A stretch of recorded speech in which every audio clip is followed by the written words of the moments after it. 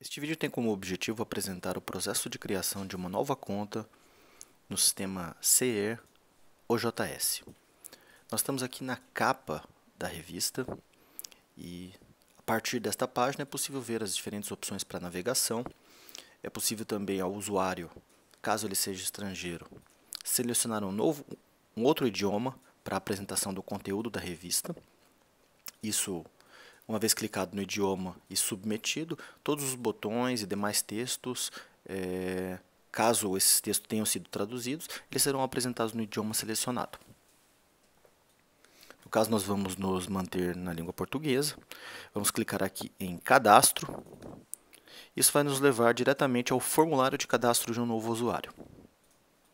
Aqui também é possível ao novo usuário selecionar o idioma que ele tem preferência para que sejam apresentados outros formulários, como por exemplo o formulário de submissão de artigos na língua dele. No caso, nos manteremos novamente no português. O usuário deve escolher então o seu login, que é o seu nome de usuário no sistema. Nós vamos criar aqui uma conta fictícia para apresentação.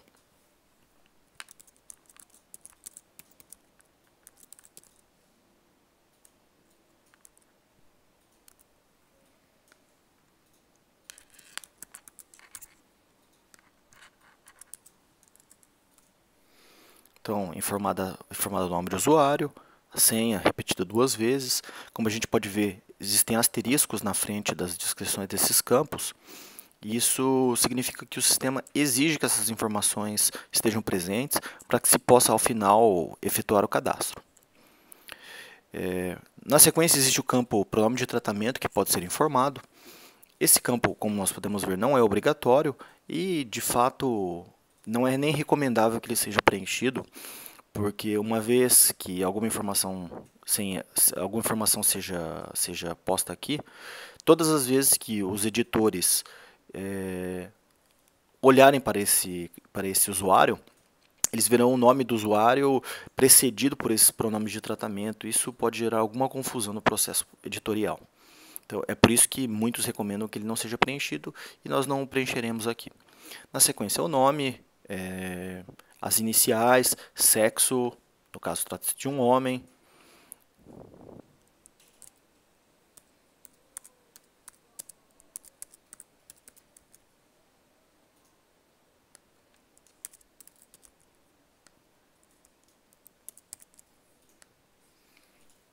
É possível entrar com as informações sobre a instituição a que pertence essa pessoa. É interessante que isso seja informado. Isso pode servir durante o processo editorial. Os editores podem talvez utilizar essa informação como forma de selecionar, por exemplo, quais são os artigos que serão publicados ou não. Enfim, existem diversas possibilidades de uso dessas informações e é sempre interessante que ela seja informada. A assinatura não é também um campo obrigatório.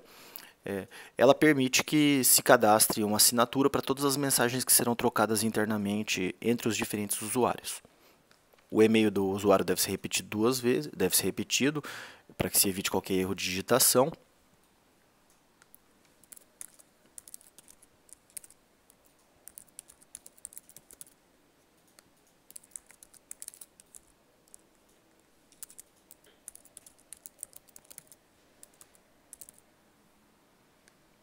Caso o usuário conte com uma conta ORCID, é possível informá-lo aqui, o endereço dela, o seu telefone para contato, endereço postal, que é particularmente importante. Digamos, por exemplo, que esse usuário tem um artigo aprovado e que os editores posteriormente queiram enviar uma cópia da revista publicada para os autores,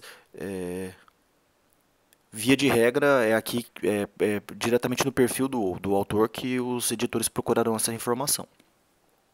País de origem do autor. Um resumo da biografia, também particularmente importante, da mesma forma como a questão da filiação. Isso pode servir essa informação pode servir de base para decisões durante o processo editorial. Pode-se escolher receber um e-mail de confirmação da criação da conta com o login e a senha informados. Isso é bom para futura referência.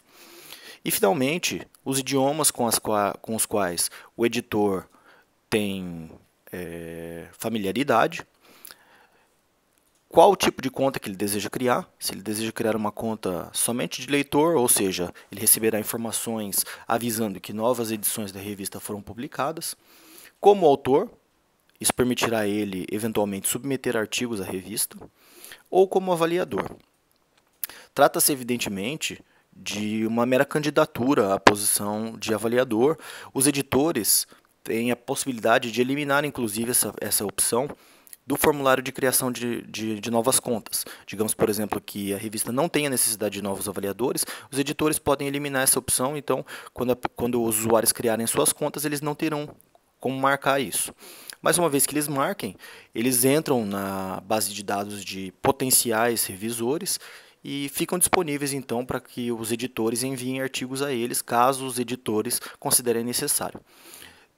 Caso o usuário queira criar sua conta como avaliador, é interessante que ele entre com palavras-chave referentes à área de especialidade dele, para que os editores possam ver quais são os temas com os quais ele tem maior familiaridade. No caso, nós vamos criar uma conta somente de autor, e clicando no botão cadastrar, no caso aqui, o sistema está nos informando que esse e-mail já foi cadastrado. Então, existe uma grande possibilidade que esse usuário já tenha se cadastrado anteriormente, né? Como é uma simulação, eu vou apenas alterar aqui o endereço de e-mail para poder finalizar o processo.